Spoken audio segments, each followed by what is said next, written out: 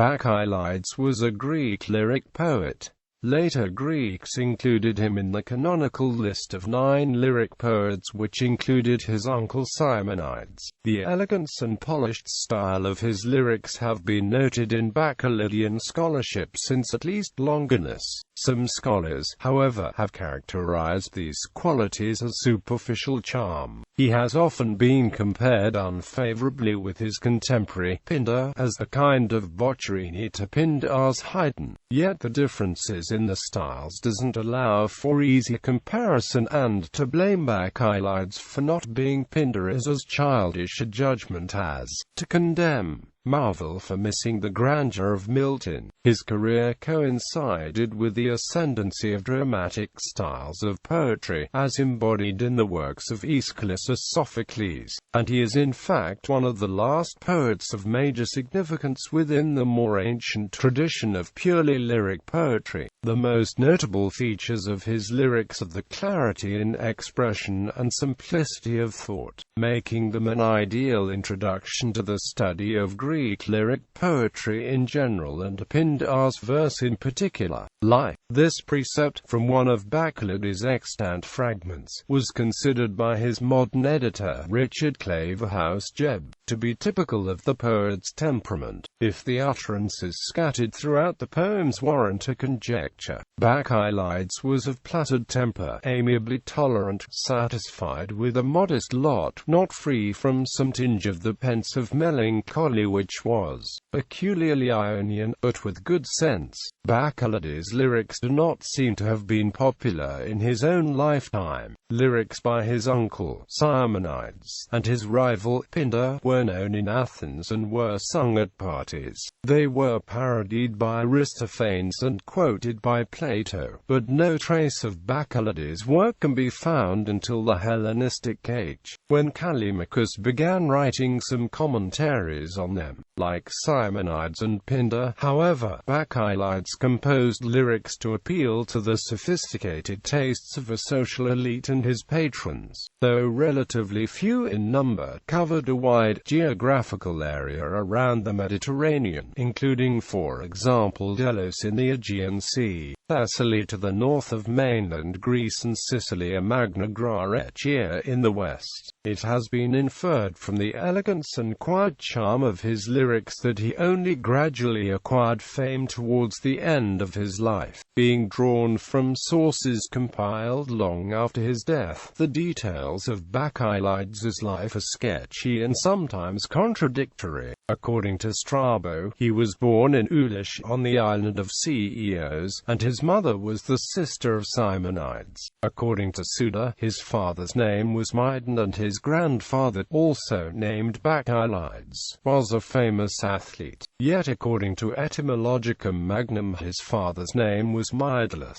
There is an ancient tradition, upheld for example by Eustathius and Thomas Magister, that he was younger than Pindar, and some modern scholars have endorsed it, such as Jebb, who assigns his birth to around 507 BC, whereas Bowra, for example, opted for a much earlier date, around 5241 BC. Most modern scholars, however, treat Bacchylides as an exact contemporary of Pindar, placing his birth around 518 BC. According to one account, Bacchylides was banished for a time from his native Ceos and spent this period as an exile in Peloponnesus, where his genius ripened and he did the work which established his fame. Plutarch is the only ancient source for this account, and yet it is considered credible on the basis of some literary evidence. Observations by Eusebius and Georgius Syncellus can be taken to indicate that Bacchylides might have been still alive at the outbreak of the Peloponnesian War, but modern scholars have differed widely in estimates of the year of his death. Jebb, for example, sets it at 428 BC in, yet a date around 451 BC is more favored. CEOs, where Bacchylides was born and raised, had long had a history of poetical and musical culture, especially in its association with Delos,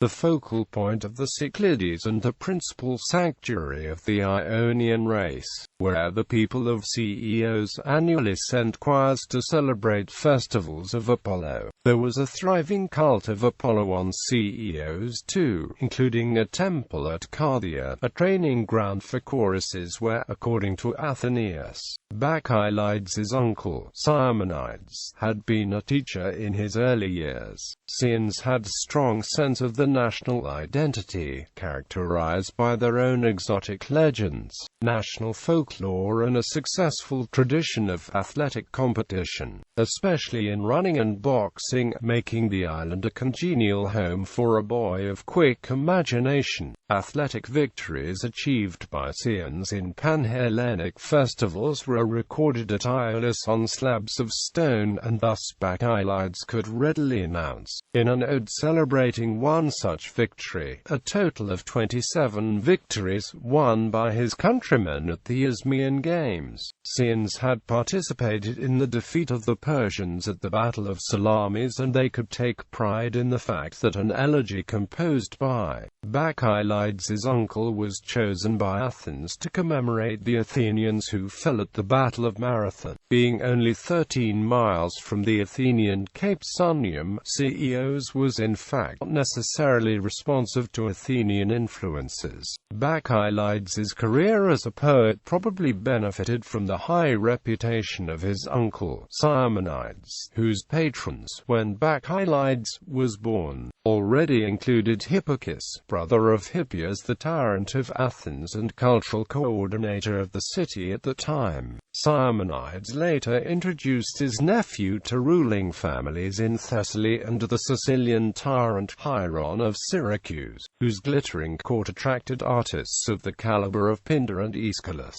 Bacchylides' first notable success came sometime after 500 BC with commissions from Athens for the Great Delian Festival and from Macedonia for a song to be sung at a symposium for the young prince, Alexander I.